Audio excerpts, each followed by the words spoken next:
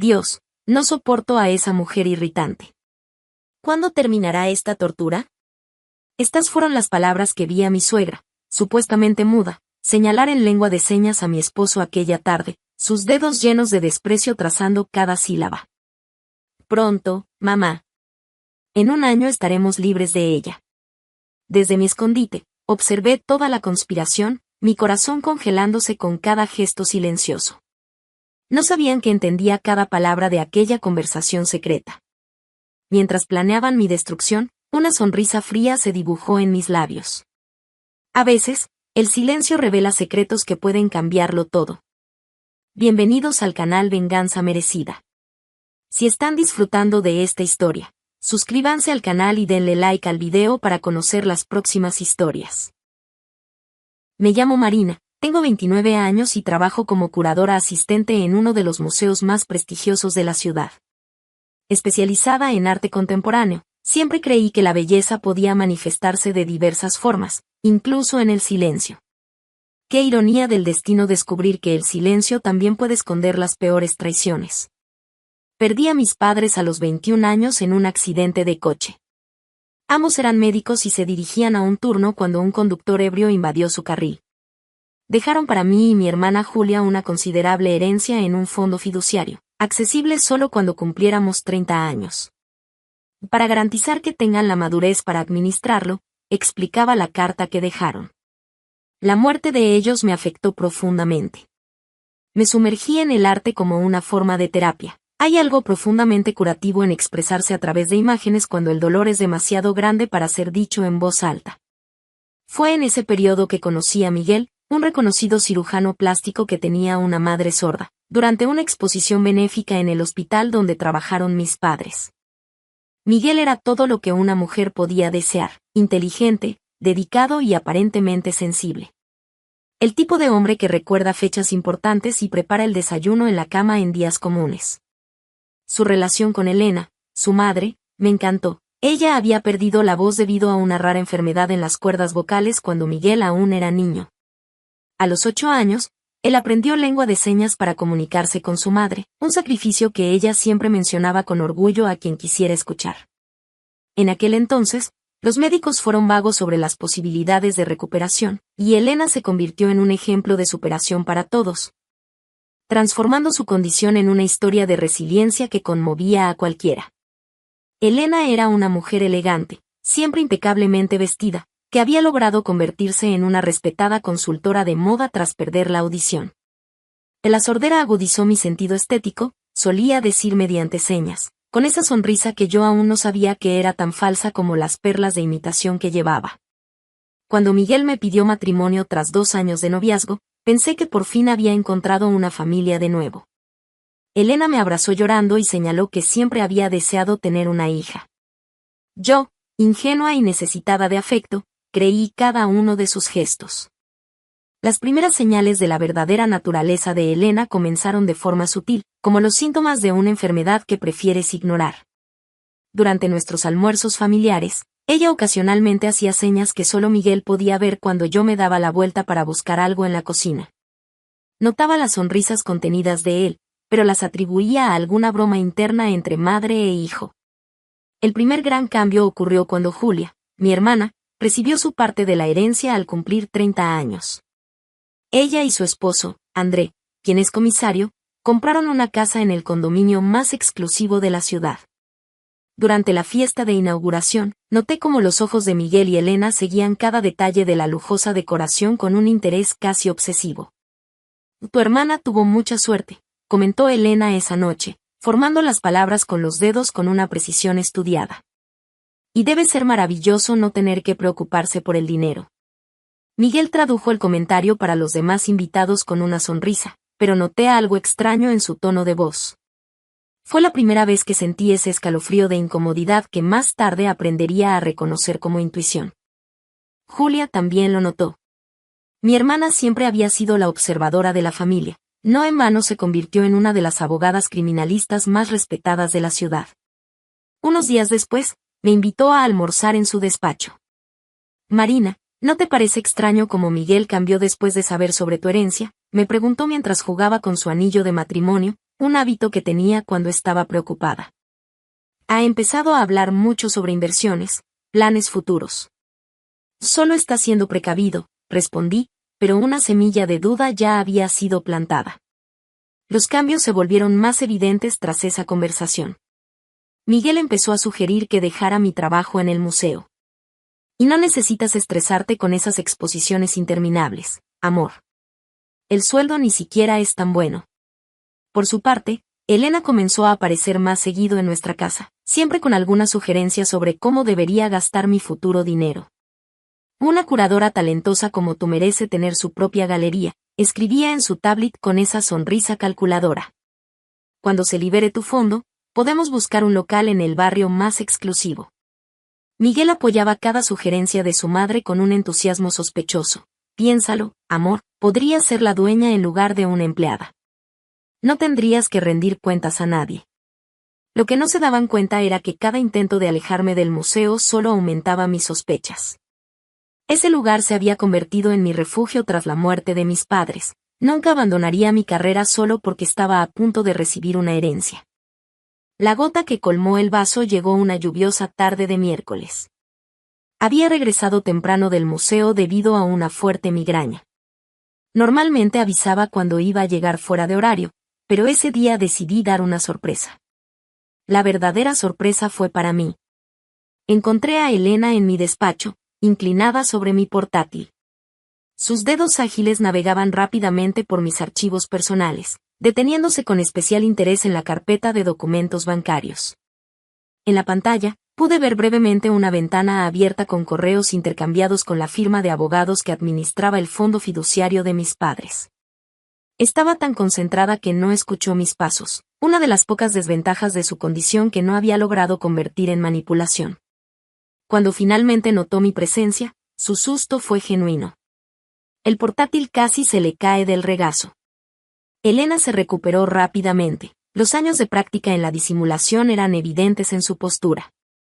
Sus dedos formaron elegantes señas en el aire. ¡Qué susto, querida! Estaba buscando las fotos de la boda para hacerte un álbum sorpresa. Pero sus manos temblaban levemente, y había algo en sus ojos, un destello de culpa mezclado con irritación por haber sido descubierta.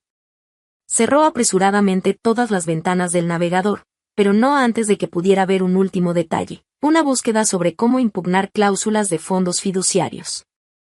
Las fotos de la boda están en otra carpeta, respondí con una sonrisa tan falsa como la suya.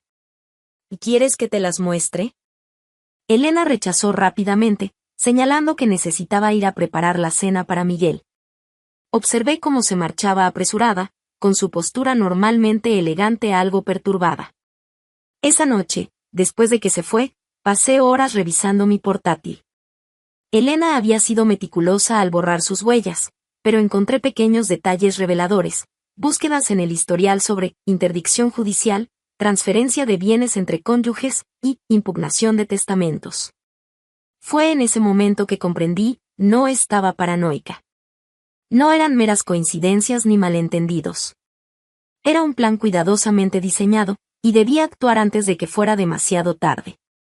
Entonces decidí seguir el consejo de Julia y perfeccionar aún más mi conocimiento de lengua de señas.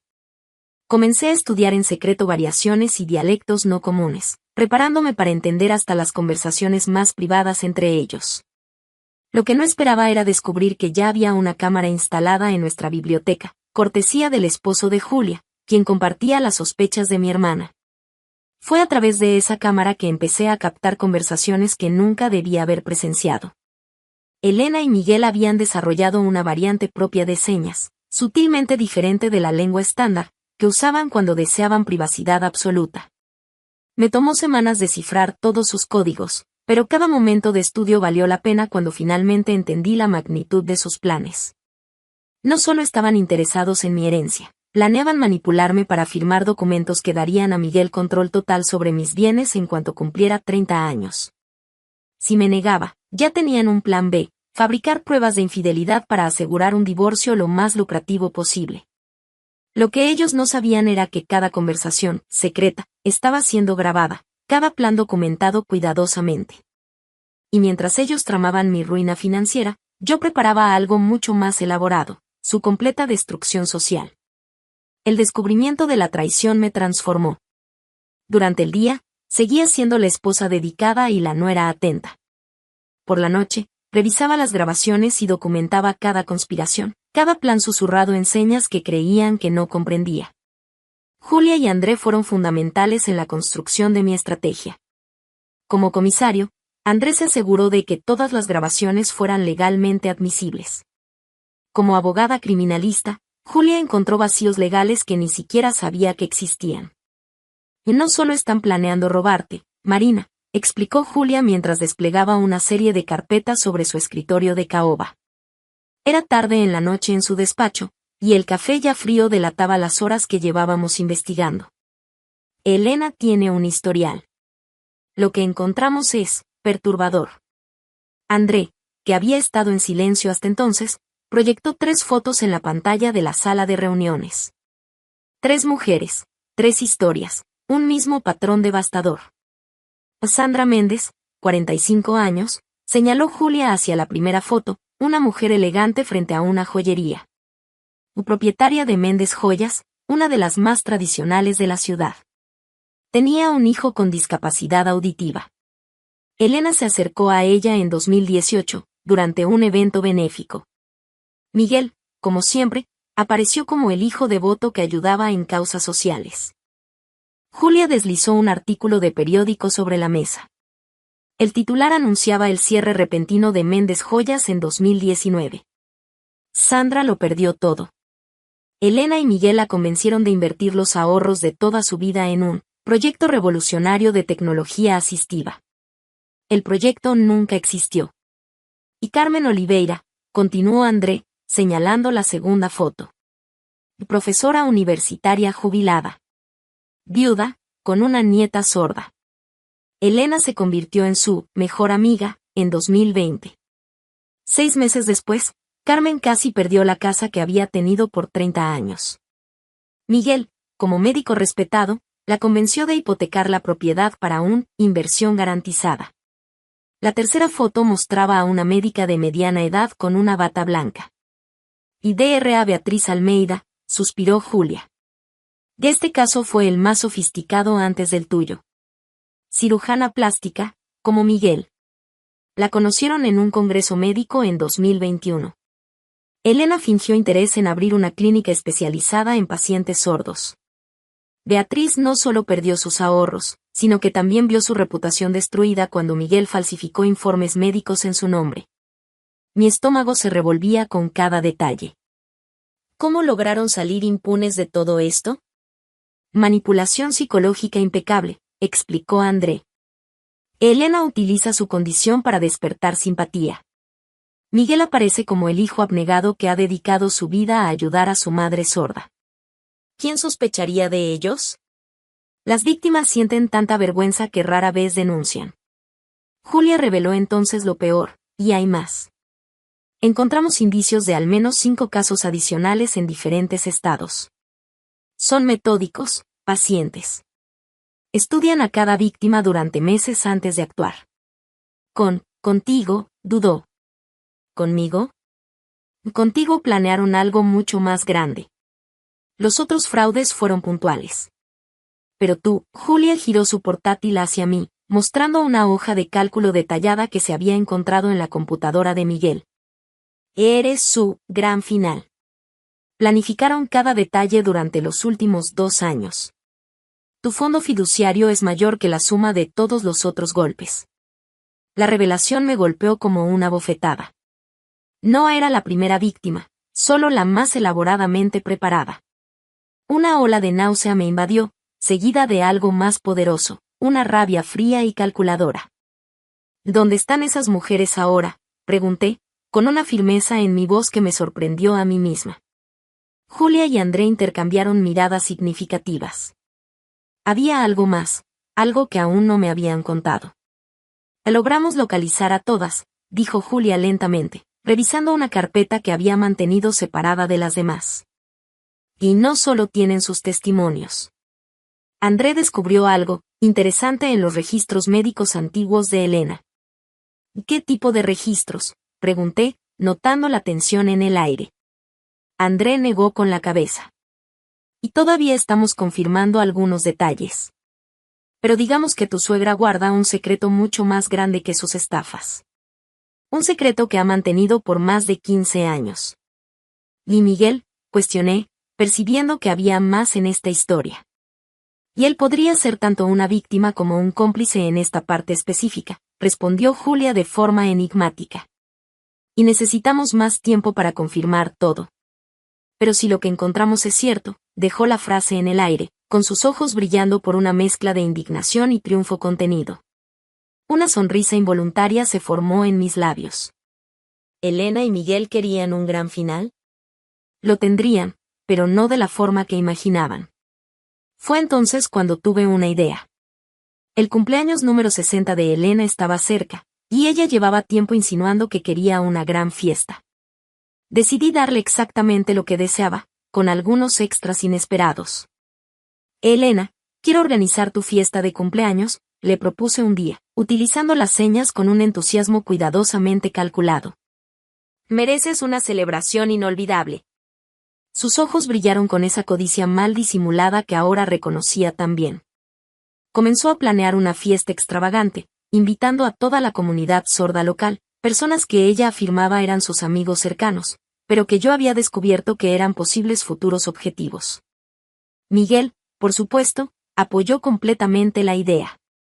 Eres tan generosa, amor, decía, mientras en sus conversaciones secretas con su madre planeaba cómo esa sería la última fiesta que yo financiaría para ellos. Lo que no sabían era que había invitado a algunos asistentes adicionales, 3 de las antiguas víctimas que Julia había localizado, todas dispuestas a enfrentarlos. También había invitado discretamente a varios periodistas que investigaban una serie de estafas contra la comunidad sorda. ¿La cereza del pastel?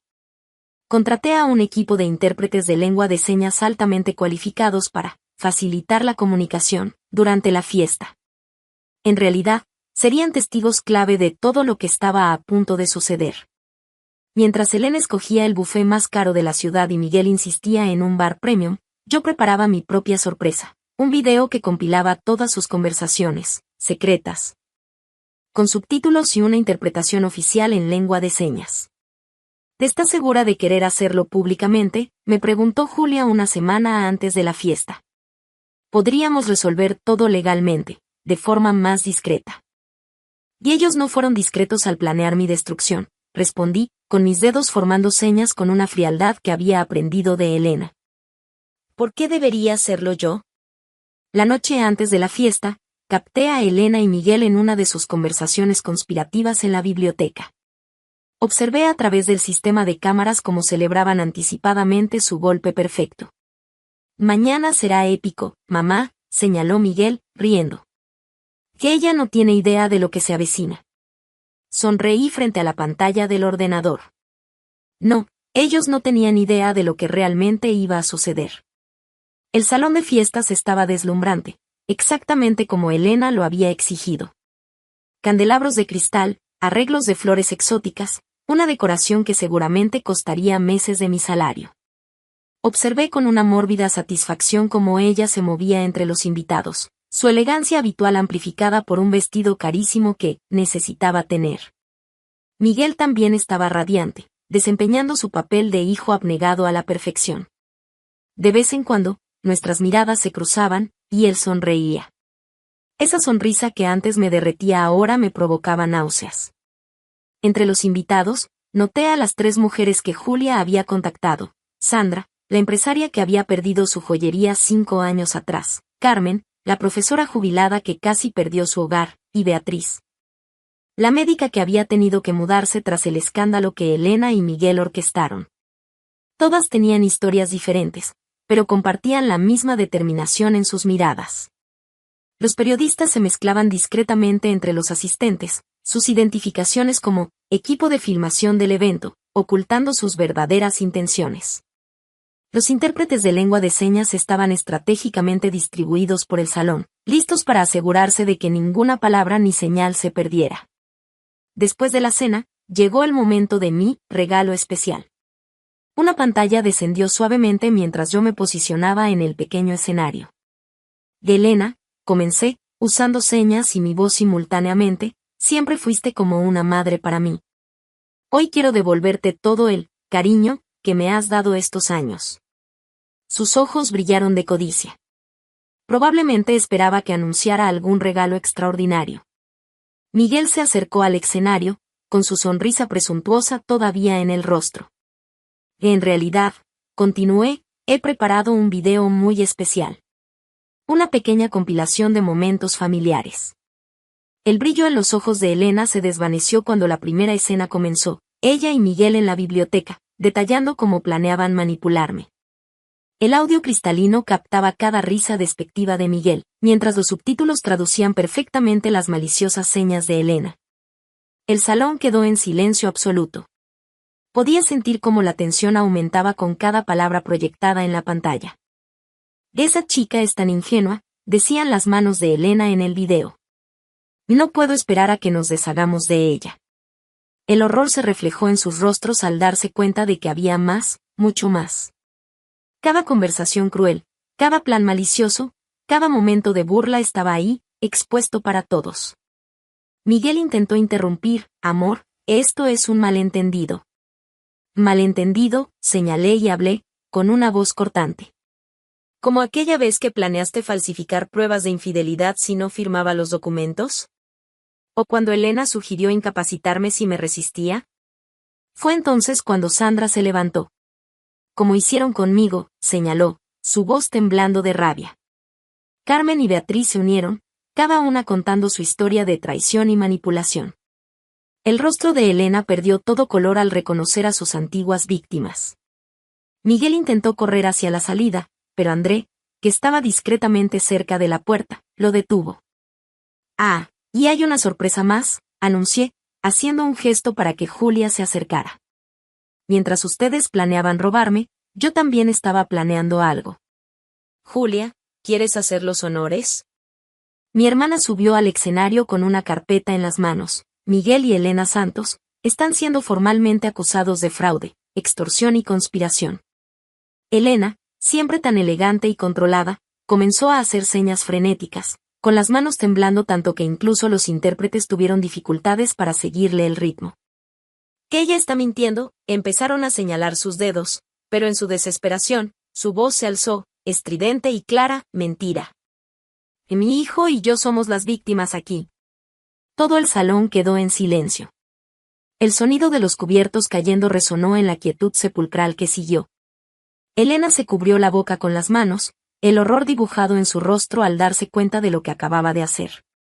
Mamá, la voz de Miguel era apenas un susurro. Tú puedes hablar. Me acerqué al micrófono, sosteniendo el sobre amarillento que Julia me había entregado. Y sí, Miguel, puede, respondí con calma. Y ha podido durante 15 años. Aquí tengo los registros médicos que tu madre ocultó todo este tiempo. En 2008, recibió el alta completa tras su tratamiento de las cuerdas vocales. No es lo que piensan, gritó Elena de nuevo, esta vez sin intentar disimular. Su voz, aunque ligeramente áspera por el desuso, era fuerte y clara. Miguel, hijo, déjame explicarte. Los miembros de la comunidad sorda presente se levantaron en protesta. Años de solidaridad, de apoyo emocional y financiero, todo basado en una mentira cruel.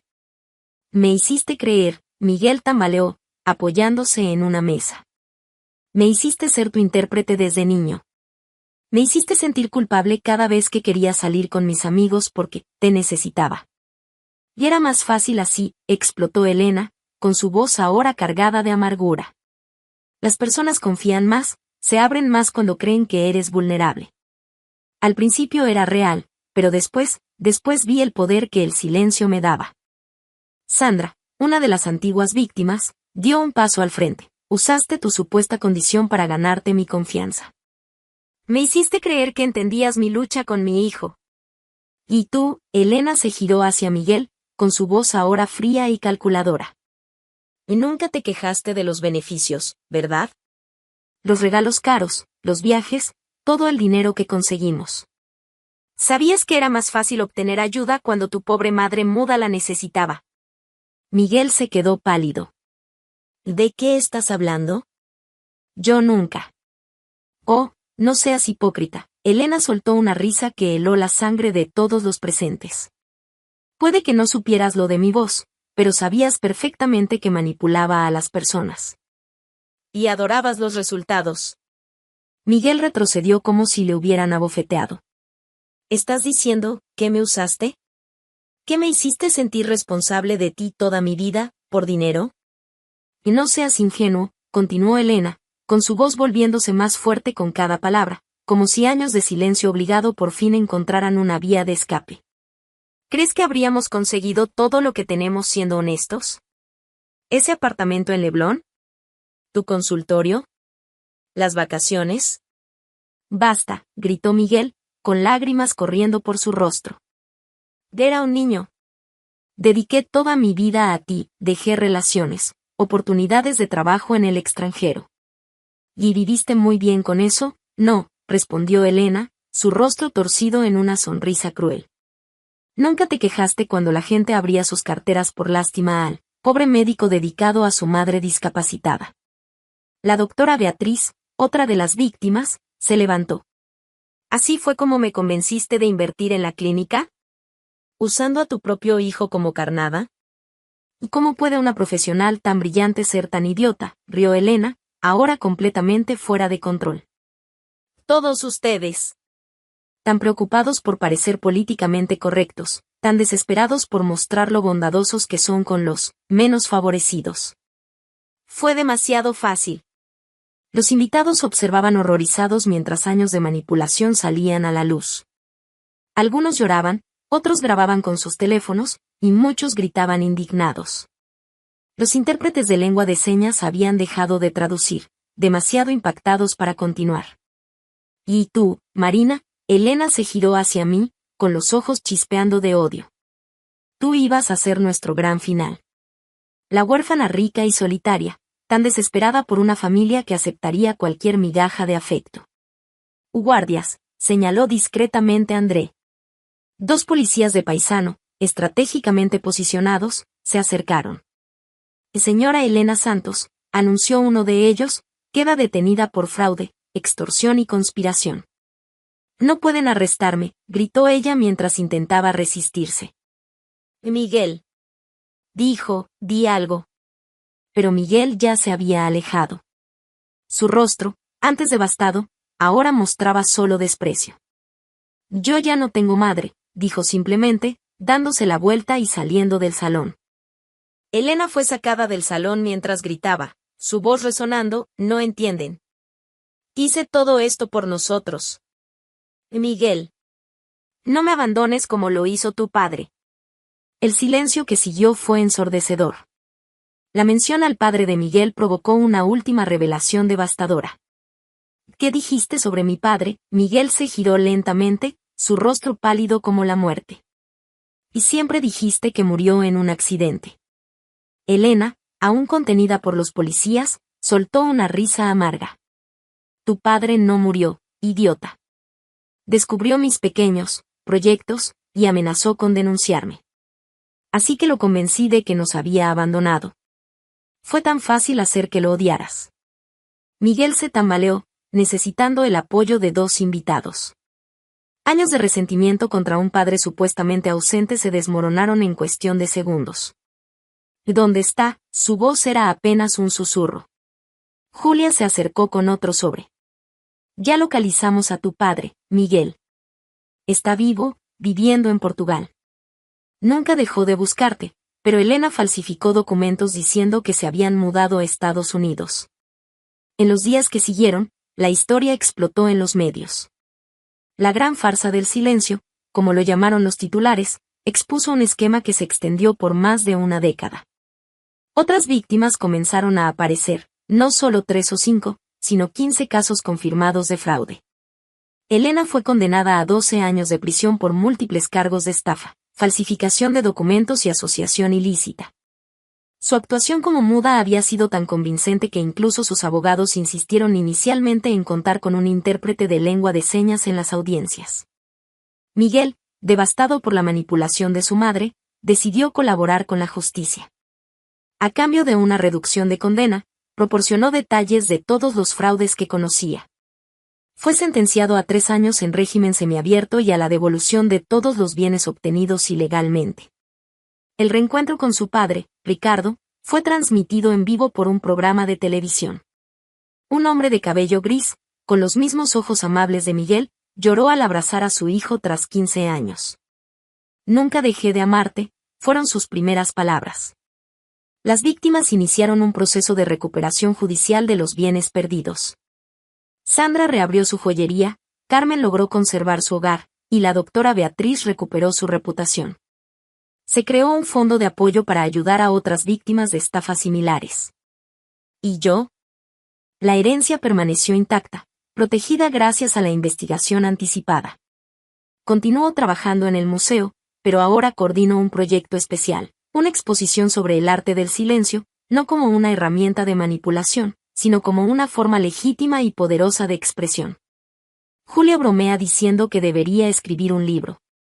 La gente necesita conocer esta historia, insiste. Tal vez algún día lo haga. Por ahora, me conformo con saber que ayudé a desmontar una farsa que duró 15 años con una sola verdad. Dicen que el silencio es oro.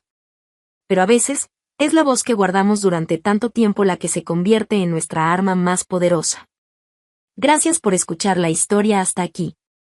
Ahora, me encantaría saber qué piensas. Deja tu comentario abajo, comparte tus impresiones y opiniones.